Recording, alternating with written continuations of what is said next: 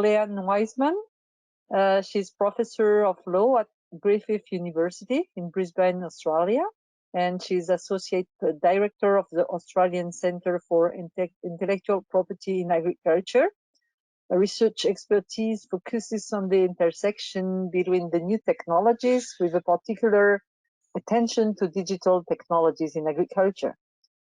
Thank you very much, and thank you for the invitation to speak. It's worth staying up for. So today I'd like to just highlight some of the legal dimensions of digital agriculture that OFE farmers basically will be facing. I think what's very important is to notice that at the core of this digital transformation that we're seeing on farms, particularly smallholder farms, but also larger farms, is the agricultural data and the way in which they're being collected and used and managed and shared, essentially. So we know of the great potential and challenges that digital agriculture brings, but there are many challenges, and I feel that some of the major challenges that are often overlooked or underscored are the actual legal dimensions of digital agriculture. There's a lot of confusion within agriculture generally, not only in farmers, but with agricultural technology providers about the legal rights that arise from agricultural data and their rights and obligations that come with aggregation of agricultural data as well. So while there's lots of potential for productivity increases, there's also a general concern that's really been raised by farmers in relation to their privacy and security of their farm data. So the changing legal landscape in which the farmers and their industry stakeholders are operating has changed dramatically in the last 20 years since the adoption of new technologies on farm. But as is not often, what we don't often see is the legal system is not adapting as quickly as the technology does, and so regulation and laws are falling behind. So currently there is very little regulation and good law around agricultural data. In fact, the laws that we have across different countries are essentially ad hoc and piecemeal. So there's a myriad of laws that impact on these areas of law. So what I'd like to do is just speak a little bit about some of the law that we're seeing today. So when we're looking at the legal dimensions of agriculture, as I said, the number of different laws that are really coming onto farms that have really not been present before. Traditionally, intellectual property law on farms and with farmers have been about their machinery.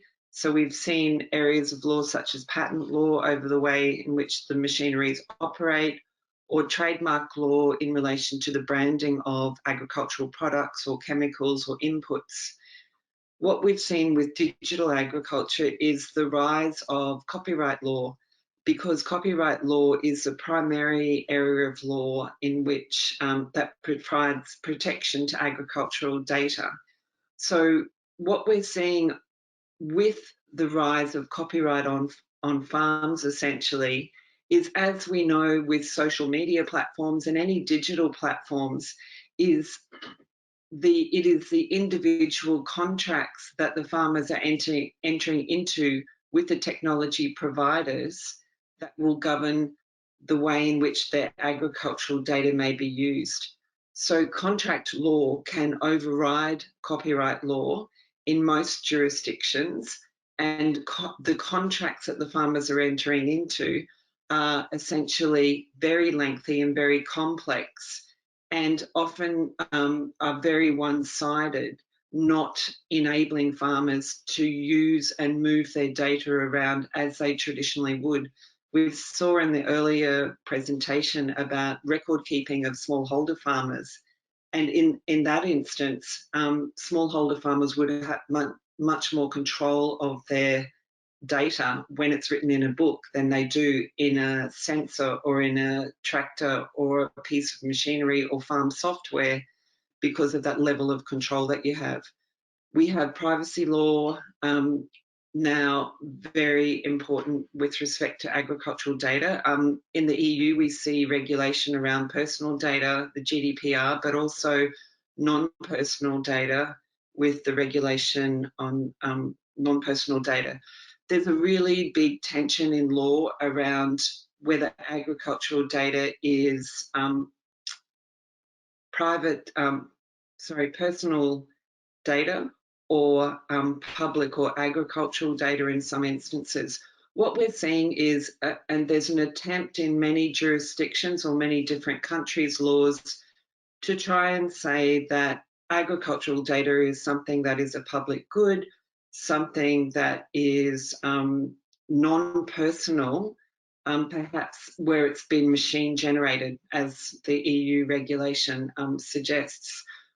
But when you think about the data that's being collected on a farm by an individual farmer, whether it be through a sensor or through their machinery or their farm software, once that GPS locator is pinned on that farm and that individual, and all that data gets pulled down, whether it be from the soil or the climate satellites, you will have essentially a data collection or an aggregation of data that relates to an individual at a particular point in time.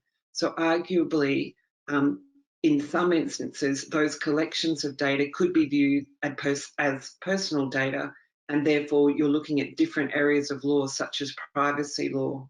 What we're often seeing in the data contracts that farmers are being required to enter into with technologies is that the companies often have privacy policies and they talk about personal data, but they don't actually distinguish between what's happening with personal data, whether that be the farmer's financial information or private information, and the agricultural data in terms of productivity data or input data. So sometimes this kind of guise of using privacy policies by tech manufacturers is actually confusing farmers as to how their agricultural data is actually being protected. So what we often see is also that contract law and competition law are playing a much keyer role in agricultural data now. As I said, the contractual licenses that people are entering into are really governing the way in which their data can be shared. And this whole aggregation up at upscale level means that there's concern over broad competition issues with respect to agricultural data. So we've highlighted it, and Simone will speak about following me, the issues about concerns that farmers have about who controls and access their data and how that data is shared. And the OECD has done some very good work on this area in terms of policy development that needs to happen.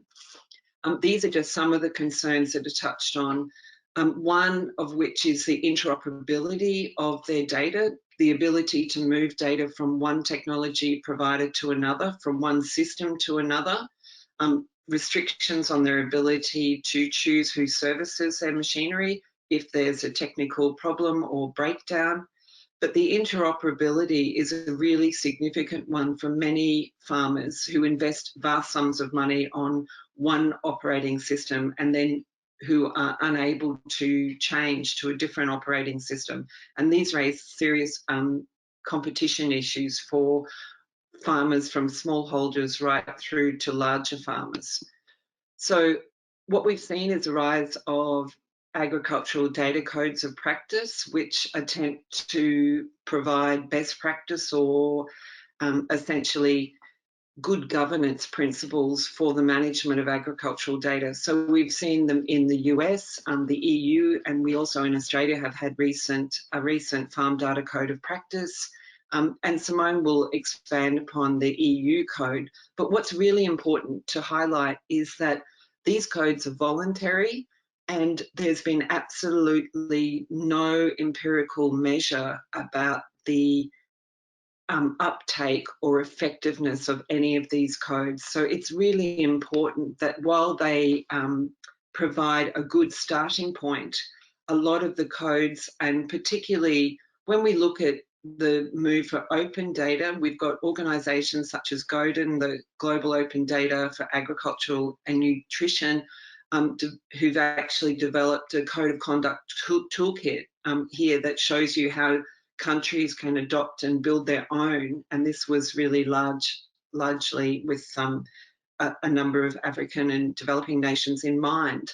But it's really important to stress that unless there's some way in which you can monitor and measure how many tech providers and ag machinery manufacturers are actually changing their contractual licenses and relationships with the farmers as a result of these codes, there really needs to be close attention paid to that.